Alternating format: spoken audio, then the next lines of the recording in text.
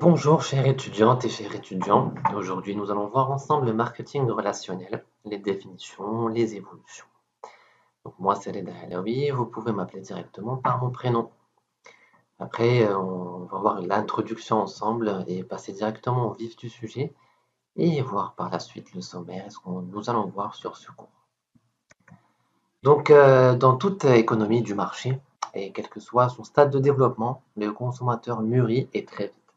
Par ailleurs, le renforcement de la concurrence ainsi que la guerre des prix offrent à ce consommateur une panoplie de choix et la possibilité de changer d'entreprise ou de fournisseur de services plus aisément et plus facilement. Ainsi, pour tisser une relation partenaire avec ce consommateur averti, les entreprises doivent réinventer leur approche marketing, le concept de marketing mix qui détient une place très importante dans l'esprit des chercheurs et des praticiens depuis maintenant plus d'un demi-siècle, a très vite été adopté en raison probablement de ses vertus pédagogiques et de sa grande simplicité. L'intérêt porté au marketing relationnel en Europe et aux États-Unis surtout remonte au début des années 80 et n'a cessé d'augmenter depuis. Le marketing relationnel n'est pas né par hasard. Il s'inscrit dans le cadre global des évolutions économiques qu'ont connues les sociétés occidentales depuis l'après-guerre et prend le relais d'autres concepts marketing devenus, dans certains cas, du moins insuffisants. Une mise au point historique s'impose donc au préalable afin de mieux comprendre pourquoi le marketing mix a été repensé dans ces sociétés.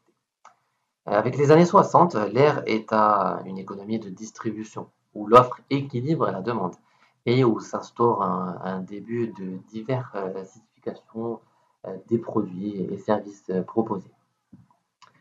Après la guerre des années 50, et c'est là où on va voir surtout le passage du marketing transactionnel au marketing relationnel, les entreprises ont été orientées vers une optique de production dans une société de consommateurs avec une forte demande. Le rôle prioritaire du gestionnaire est alors d'accroître la capacité de production et d'améliorer l'efficacité de la distribution. En effet, les entreprises commencent à segmenter le marché, à optimiser leur production pour réduire surtout les coûts de fabrication. L'entreprise est donc orientée vers une optique de vente, le noyau et le marketing mix. À partir des années 80, les clients deviennent plus exigeants. Les entreprises cherchent à améliorer leur processus de production et surtout la qualité de leurs produits. Elles prennent également conscience que les attentes des clients se diversifient et se différencient surtout. Une meilleure connaissance du consommateur s'impose. Les années 90 marquent le début de l'ère du client.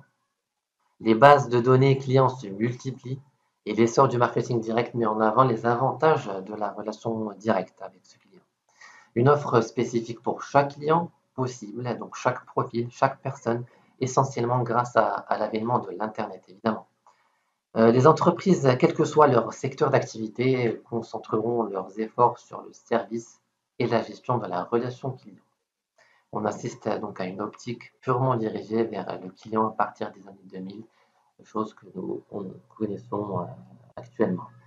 Donc là, je vais juste passer sur un graphique qui détaille l'évolution du marketing transactionnel au marketing relationnel par rapport aux années passées pour que vous ayez une meilleure visibilité en termes d'évolution.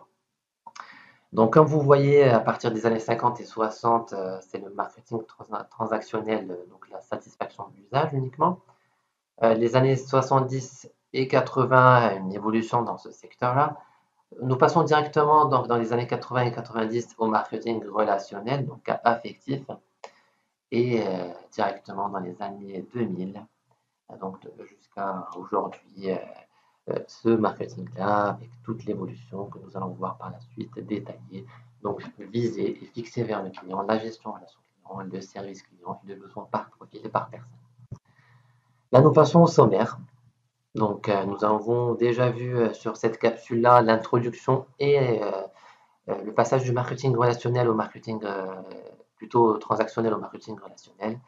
Donc, dans la vidéo 2, nous allons passer du marketing relationnel et la dynamique relationnelle, et toutes les définitions que nous allons voir. Sur la capsule 3, les niveaux du marketing relationnel plus en détail et surtout la pyramide relationnelle qui est très importante. La capsule 4, c'est le cas pratique. C'est Nespresso, c'est un produit que nous connaissons et nous consommons presque tous. Et surtout avec la vision de cette société qui a évolué avec le temps et comment elle a évolué surtout pour arriver à ce stade-là. Et sur la dernière capsule ou vidéo, donc nous allons voir les étapes de la GRC, la gestion, relation